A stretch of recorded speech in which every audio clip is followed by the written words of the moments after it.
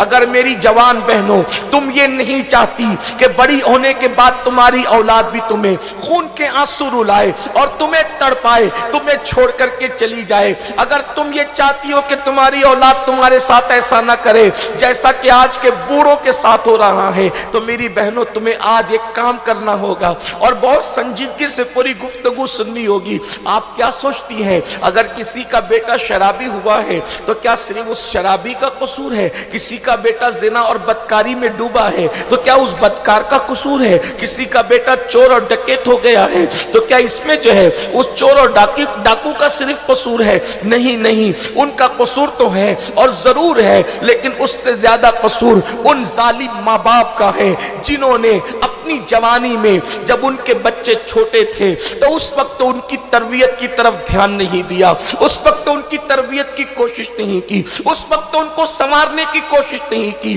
باپ پورا دن کاروبار پر رہا اور کام کرتا رہا اور پیسے کماتا رہا، اور جب شام کو آتا تھا تو ٹی وی کھول کر کے بیٹھ جاتا تھا یا اپنے دوستوں میں گپے شپے کرنے بیٹھ جاتا تھا، گپ شپ لگانے بیٹھ جاتا تھا، اور ماں پورا دن کچن میں گزار دیتی تھی اور رشتہ داروں میں صرف کر دیتی تھی، اپنے بچوں کی تربیت کی طرف دھیان نہیں دیا، اپنے بچوں کی تربیت کی طرف توجہ نہیں دی۔ تو آج وہ بوڑھی مائیں اور بوڑھے باپ خون کے آنسو رو رہے ہیں۔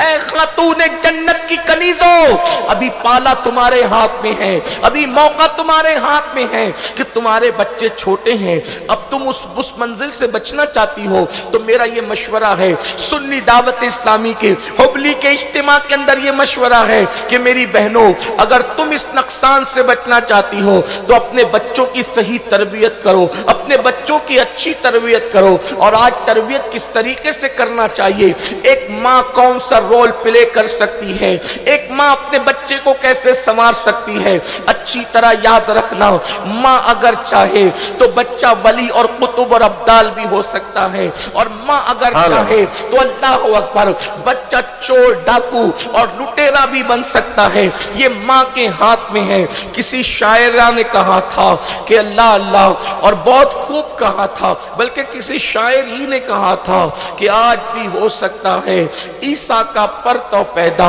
آج بھی ہو سکتا ہے۔ اس نے عیسیٰ سا بیٹا کہا تھا، لیکن میں ذرا مسئلے کی نزاکت کو دیکھتے ہوئے تھوڑا ترمیم کے ساتھ کہوں، آج بھی ہو سکتا ہے عیسیٰ کا پرتو پیدا، آج بھی ہو سکتا ہے عیسیٰ کا پرتو پیدا۔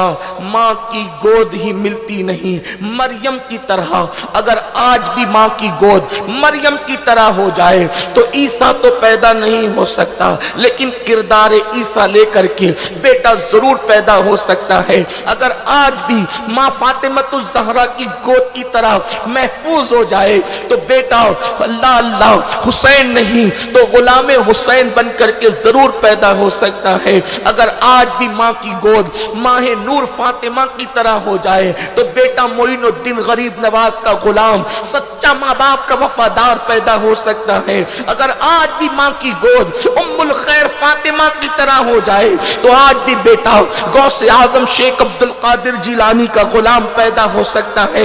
اے خاتون جنت کی کنیزوں، اگر آگے خون کے آنسو رونے سے بچنا ہے تو اپنے بچوں کی تربیت کا پلان کرنا ہوگا، اپنے بچوں کی تربیت کا منصوبہ بنانا ہوگا۔ اور اپنے بچوں کی تربیت کیسے کی جائے گی اس کو اچھی طرح یاد رکھنا۔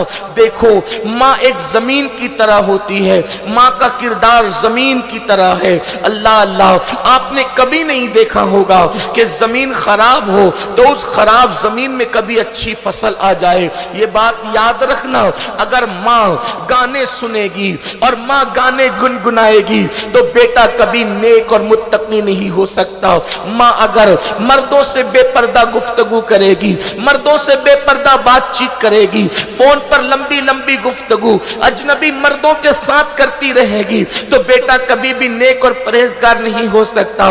ماں اگر اپنے شوہر سے جھگڑا کرے گی، یعنی ماں باپ میں جھگڑا ہوگا تو اولاد کبھی بھی جو جو ہے وہ شریف نہیں ہوں گے. ماں باپ کو جھگڑا کرتے دیکھ کر اولاد بھی جھگڑا کرے گی. میری بہنوں یاد رکھنا, اگر تم صدقہ نہیں کرو گی تو تمہاری اولاد اللہ کی راہ میں دینے والی نہیں بنے گی بلکہ وہ لوٹنے والی بنے گی. اے میری بہنوں, اگر تم گالی دو گی تو تمہاری اولاد تم کو سن کر کے گالیاں دے گی. اگر تم سیریل میں زنا کے مناظر دیکھو گی تو تمہاری اولاد بھی وہ زنا کے مناظر بچپنے میں دیکھ کر جوان ہو کر کے پھر وہ بھی بدکاری کرتے نظر آئیں گے. اے خاتون جنت کی کنیزوں, آج اگر بیٹیاں کسی غیر کا ہاتھ پکڑ کر کے بھاگ رہی ہے تو کس نے کوچنگ کی تمہاری بچیوں کی بھاگنے کے لیے؟ کس نے ذہنی تربیت کی تمہاری بچیوں کی بھاگنے کے لیے؟ تمہاری بچیوں کو آوارہ پن پہ کس نے ابھارا؟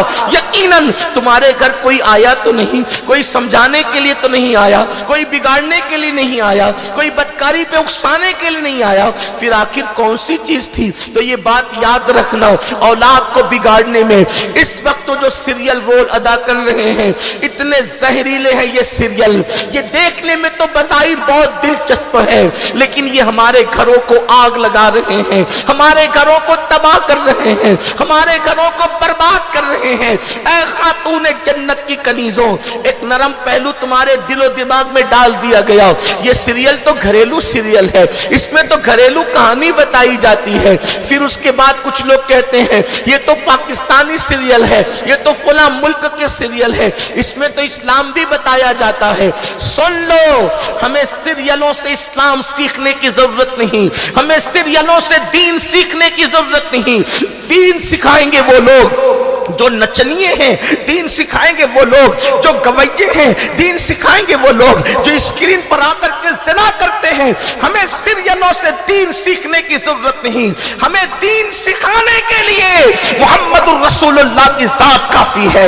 ہمیں دین سکھانے کے لیے اصحاب مصطفیٰ کی ذات کافی ہے. ہمیں دین سکھانے کے لیے اہل بیت کی ذات کافی ہے. ہمیں دین سکھانے کے لیے غوث و خواجہ کی ذات کافی ہے. ہمیں دین سکھانے کے لیے صوفیہ کی ذات کافی ہے. ہم سیریل سے دین سیکھ رہے ہیں,